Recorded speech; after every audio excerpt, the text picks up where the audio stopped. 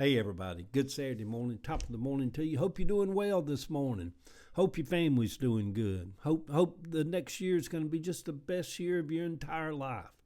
We can all hope for that, but in reality, none of us know the future. But anyhow, the Morning Post this morning, it's a rainy day here in Georgia. I'm sitting out. We should get a lot of rain over the next couple of days here on this weekend, the last weekend of 2024. So the Morning Post this morning, and I'll tag Facebook and Instagram down here at the bottom of this. And some of you want to come over and us be Facebook buddies or whatever. They say TikTok may be about to be banned, go away. But anyhow, on my Morning Post this morning, there is a moment where it is kind of spooky and weird when all of the power goes out, especially over a whole neighborhood. We had just settled into bed last night when it happened around 8:30. The skies lit up. All the power in the whole neighborhood, it just went dark. And plus it was already dark and rainy and gray anyway. I always have a moment where I think, what if it is really something bad? Like missiles have already destroyed New York and Los Angeles. And for some reason, I always throw Miami in it also. What if we just don't know yet what's really going on? When I was younger and the power would go out, people believed in the rapture back then and the second coming of Jesus. At least everybody in my family did. Actually, it seemed like the whole of Cabbagetown did. That was even scarier than to think about missiles and nuclear war, the rapture, the second coming of Jesus, to be snatched away in the middle of the night. Good Lord.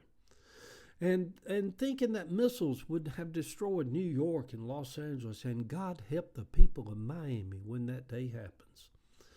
I think the whole rapture thing, the second coming of Jesus thingy, now, at this stage in my life, is rather silly. If I'm just being totally honest, it all seems just plain silly at this point in my life. And if I'm being really honest, totally honest, it almost seemed like a form of child abuse to raise children up under that kind of foolishness, to fill their heads with the terror of being snatched away in the middle of the night. But with the world in the shape it is now, with drones and technology and all of the horror and evil in the world, we could be lying in bed one night and the whole world be flipped upside down in an instant. And there goes Miami. Lord, when that happens, please be with the people of Miami. If someone did preach that we are living in peerless times, they wouldn't be lying. We all have this cloud hanging over the country of the impending Trump years that are about to begin. It feels like a big blanket of dookie that is about to be laid over the country.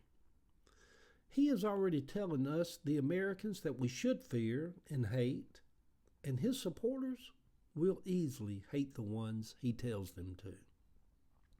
It's funny how that when the power goes out for a second, I can go from a 69-year-old man to a 9-year-old little boy who can hear Granny and Mama and his aunts, people praying, "Wait a little longer, please Jesus. There's so many still wandering out in sin."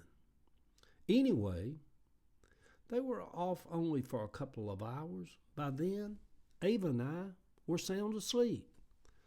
I had to get up and turn off the lights when the power came back on and take off my pajamas. I had put on some to sleep in case they didn't come on and the house got cold during the night. But when the power came back on, I took them off. It ain't Bible, sleeping in pajamas.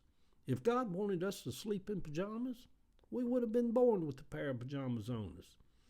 Good Saturday morning, sweet people. Today, I will rejoice and be glad. I will joy in the simple pleasures of life. A warm house, a warm bed, a bowl of soup, a sweet dog, legs that are healthy, and can allow me to walk. Eggs. I love a couple of fresh eggs, boiled, scrambled, or fried. Life is not complicated unless we choose to make it complicated. The picture over on my Facebook page, who some of y'all is going to come over and join me in case we get disconnected on here on TikTok. The picture over on my Facebook page is I hooked up an old microphone, which is this right here I used to use a while back, and got it to work with my phone here, my iPhone. And I kind of love the clear sound it gives me sometime on some of my videos. Love y'all. See y'all.